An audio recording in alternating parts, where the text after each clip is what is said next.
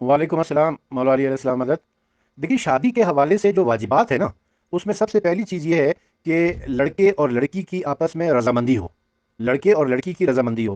اگر ان دونوں میں سے کوئی ایک بھی اس شادی کے اوپر رضامند نہیں ہے تو وہ شادی منقطع، وہ شادی واقع نہیں ہو سکتی ہے، وہ منقطع ہو جاتی ہے، شادی نہیں رہتی، باقی نہیں رہتی وہ شادی، اگر ان دونوں میں سے کوئی ایک بھی راضی نہ ہو۔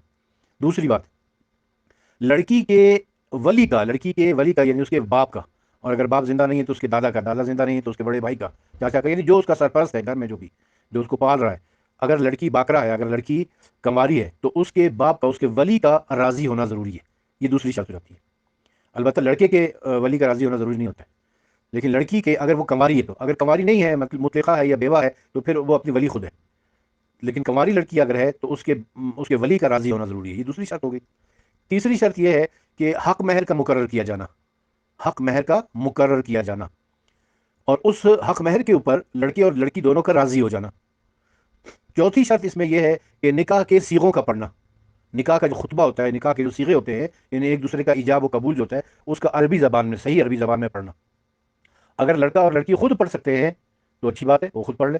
اگر وہ خود نہیں پڑھ سکتے ہیں تو وہ اپنا کسی کو وکیل مقرر کر دیں، کسی کو اپنا وکیل مقرر کر دیں۔ ہمارے معاشرے میں عموماً مولوی صاحب کو وکیل مقرر کر دیا جاتا ہے۔ ایک مولوی دونوں کا وکیل بھی ہو سکتا ہے، اور یہ بھی ہو سکتا ہے کہ لڑکے کی طرف سے الگ مولوی صاحب وکیل ہو جائیں اور لڑکی کی طرف سے الگ مولوی صاحب وکیل ہو جائیں۔ اگر مولوی صاحب نہیں بھی ہے تو کوئی بھی شخص جو کہ صحیح عربی پڑھ سکتا ہے، صحیح عربی میں صیغے پڑھ سکتا ہو، وہ وکیل کے طور پر یہ صیغے پڑھ لے۔ اور پانچویں چیز جو ہے اس میں، وہ ہے ولیمہ کرنا۔ ولیمہ وہ لڑکے کے اوپر ہے، لڑکے کی طرف سے ولیمہ کرنا۔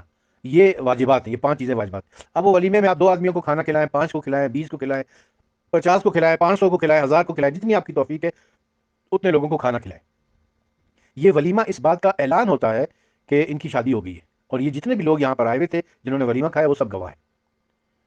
نکاح کے وقت دو گواہوں کا ہونا یہ واجبات دین میں سے نہیں ہے۔ اگر نہیں بھی ہے کوئی، نکاح کے وقت کوئی گواہ نہیں بھی ہے، لڑکا اور لڑکی راضی ہو گئے، صیغے پڑھ لیے گئے، تو بس ٹھیک ہے، نکاح واقع ہو جائے گا۔ لیکن اگر گواہ رکھ لیے جائیں تو وہ مستحب ہے۔ دو گواہ، ایک لڑکے کی طرف سے ایک لڑکی کی طرف سے، اس طرح گواہ رکھ لیے جائیں تو وہ ٹھیک ہے۔ لیکن جو ولیمہ ہے نا، یہ ولیمے میں جتنے بھی لوگ شریک ہوئے یہ سب پھر گواہ ہوتے ہیں کہ ہم نے ولیمہ کھایا ہے، اور وہ ولیمہ اس بات کا ہے کہ اس نے شادی کر لی اس بات کی۔ تو یہ چار پانچ واجبات ہیں۔ باقی جو ہے نا وہ رسم و رواج ہیں، باقی چیزیں وہ رسم و رواج ہیں، یعنی تیل ہے، مہندی ہے، بارات ہے، یہ ساری چیزیں یہ رسم و رواج ہیں۔ رسم و رواج جو ہے وہ اپنے اپنے کلچر کے مطابق ہوتے ہیں۔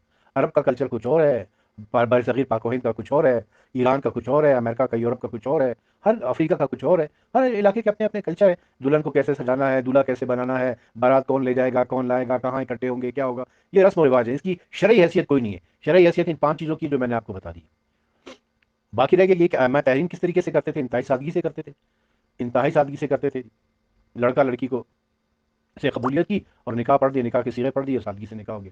میں یہ چیز ریکمینڈ کیا کرتا ہوں کہ بجائے شادی حالوں میں جا کے شادی کرنے کے، امام بارگاہوں کے اندر شادی کرو۔ جب آپ امام بارگاہوں کے اندر شادی کریں گے، ایک تو امام بارگاہ کا ایک مناسب استعمال ہو جائے گا۔ امام بارگاہ صرف 10 دن کی مجلسوں کے لیے نہیں ہے، بلکہ وہ ایک کمیونٹی سینٹر ہے، اور اس میں سارے کمیونٹی کے کام ہونے چاہیے۔